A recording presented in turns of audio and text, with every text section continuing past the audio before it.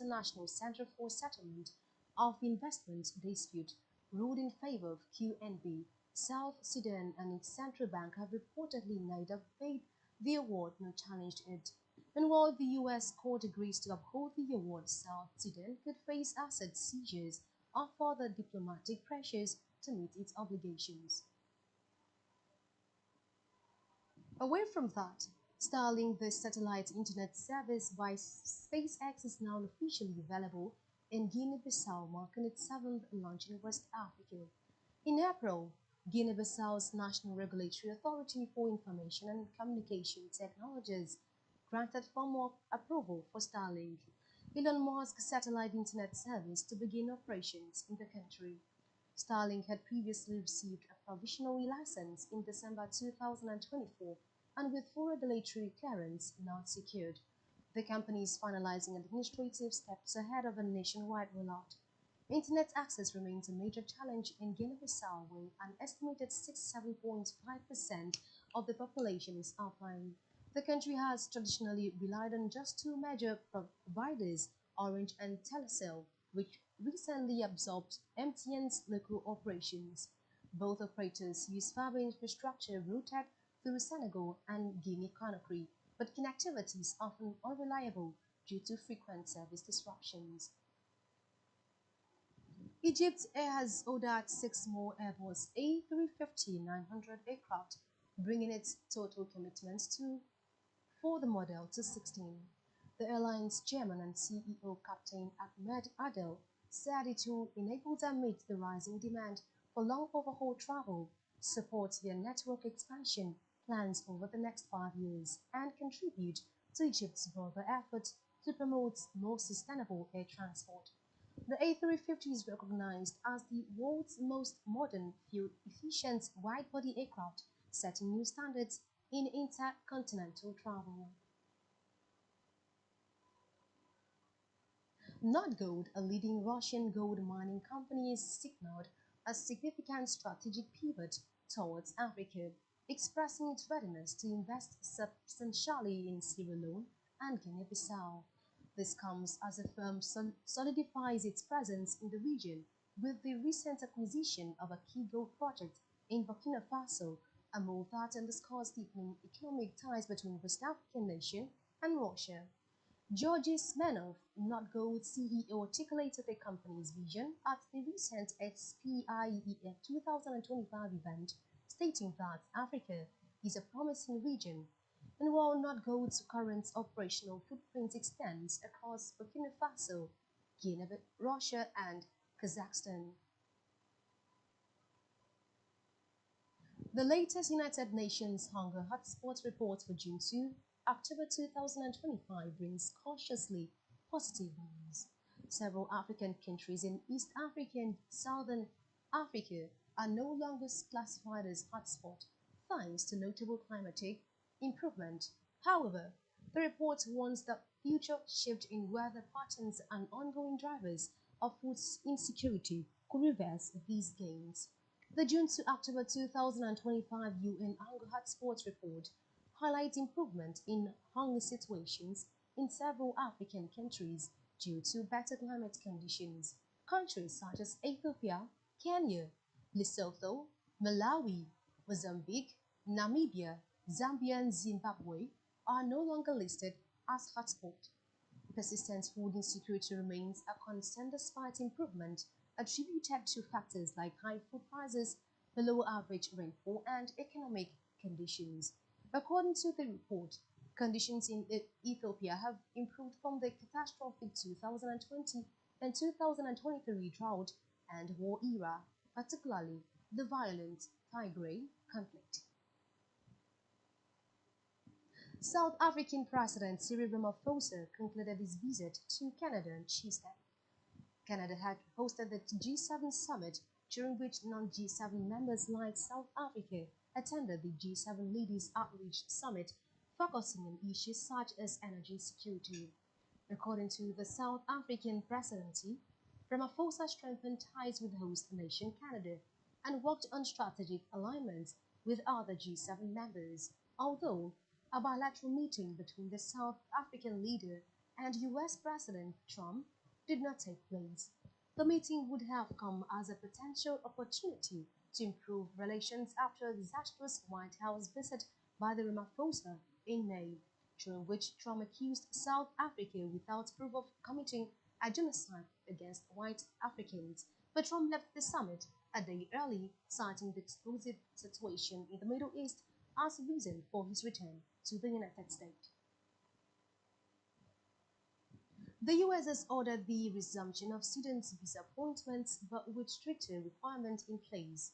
Foreign students will now be required to grant US diplomats access to their social media profiles as part of the vetting process for educational and exchange visas, according to a news announcement from the State Department. The department said consular officers will be on the lookout for posts and messages that could be deemed hostile to the United States, its government, culture, institutions, or founding principles. It also warned that failure to comply could be viewed as a red flag during the vetting process. The directive instructs consular officers to search for any potentially derogatory information about applicants. The announcement comes just weeks after Secretary of the State Marco Rubio directed U.S. embassies worldwide to hold student visa interviews as the administration considered tougher social media screening policies. Away from that, Nigeria's industrial goods sector showed marked improvement in 2024, with majority of listed companies reporting stronger earnings per share. Maya plc emerged as a top performer with an earning per share of 59 naira, while Better Glass delivered the most substantial growth, more than doubling its 2023 figure to reach 22.71 kobo. Cement producers also recorded solid results, led by Dangote Cement, with an earnings per share of 29.74 kobo, reflecting continued strength in sub-sector. Lafarge Africa Cap plc and Berger Paint contributed to the sector's positive momentum with positive year-on-year growth. Notori Chemical Industries, though still operating at a loss, significantly narrowed its negative earnings per share, pointing to a gradual operational recovery. Meanwhile, Austin Lars and Co. reported a flat earnings per share for the second consecutive year. We will go on a break, and when we are back, African economy continues after this.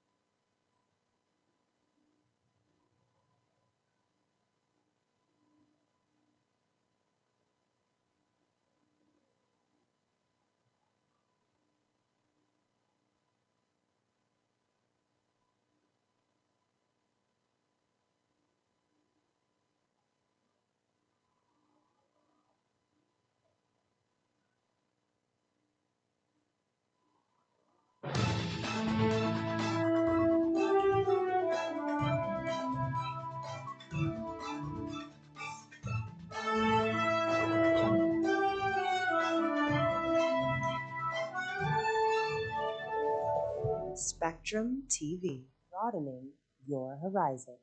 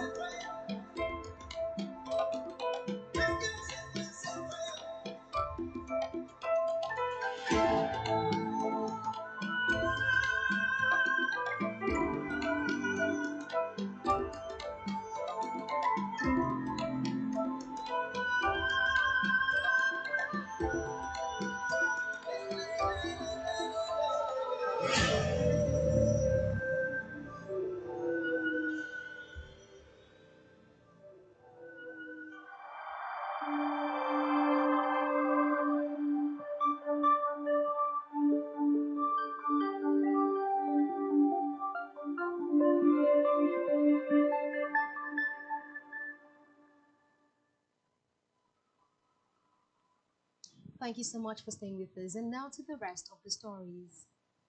Ethiopia Airlines remains the gold standard, once again named the best airline in Africa, a title it has now held for 7 consecutive years. The airline, known for its vast global network and efficient operations, also earned top honors for Best Economic Class, Best Business Class, and Best Business Class onboard catering in Africa. In recent years, Africa's aviation scene has taken flight in a whole new way. Airlines across the continent are modernizing their fleet, expanding their networks, and delivering service that rivals global giants. This progress has not gone unnoticed. The prestigious World Airline Awards, often dubbed the Oscars of the aviation industry, recently revealed their 2025 rankings showcasing the best airlines based on passenger satisfaction. Organized by Skytrax, the awards are determined through the largest airline passenger survey in the world, with travelers from over 100 nationalities voting between September 2024 and May 2025. Right behind Ethiopia Air is a Mauritius, which has steadily climbed the rankings to become one of the continent's most respected airlines.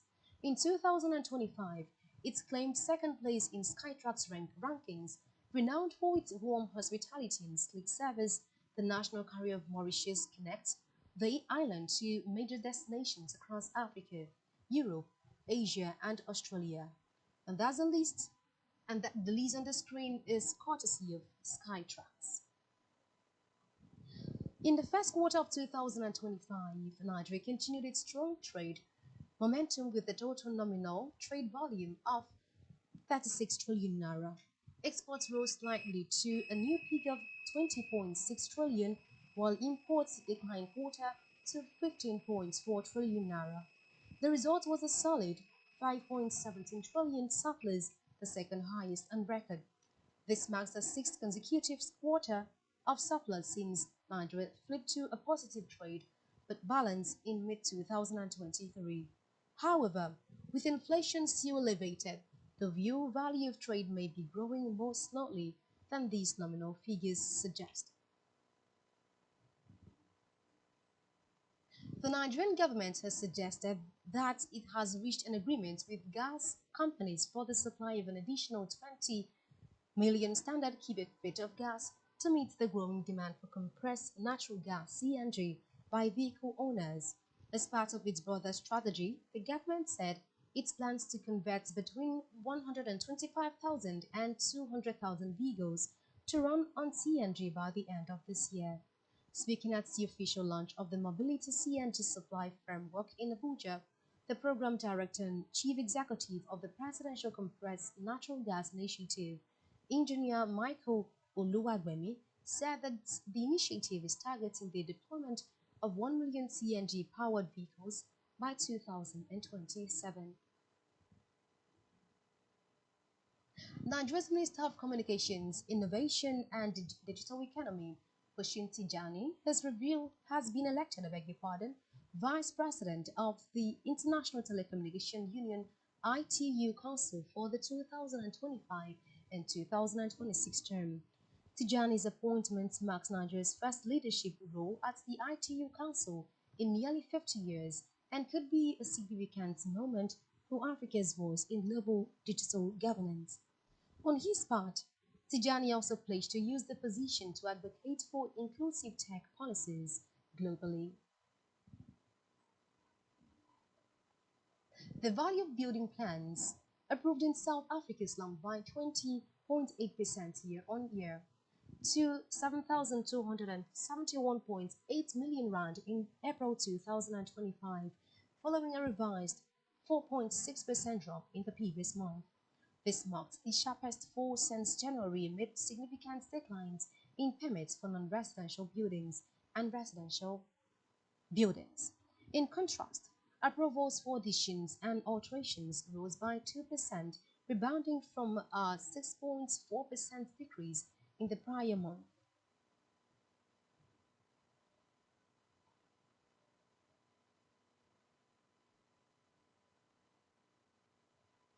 Lastly, in African economy, South Africa stands out in Africa for how well it handles trade, with the continent's highest LPI score of 3.7 as of 2023. It means goods cleared customs faster, move on better infrastructure like roads and ports, and reach the destination on time. Thanks to stronger logistics service, better shipments tracking, reliable delivery timelines, and easier access to international shipping options. For businesses, that means lower cost and more confidence. On the other hand, countries like Nigeria and Ghana score 2.5 to 2.6, but poor tracking, port congestion, and customs slowdowns make trade harder. For any economy looking to boost export or attract investment, better logistics is non-negotiable. The LPI measures how easy it is to move goods across borders. It's based on six areas: customs infrastructure, international shipment, logistics competence, tracking and tracing, and timelines, all rated from 1 poor to 5 best. High scores mean smoother trade. And that's a wrap on African economy. Thank you so much for watching today's edition. Do also follow uh, YouTube channel Spectrum TV Live.ng. I am Wang Water. Good afternoon.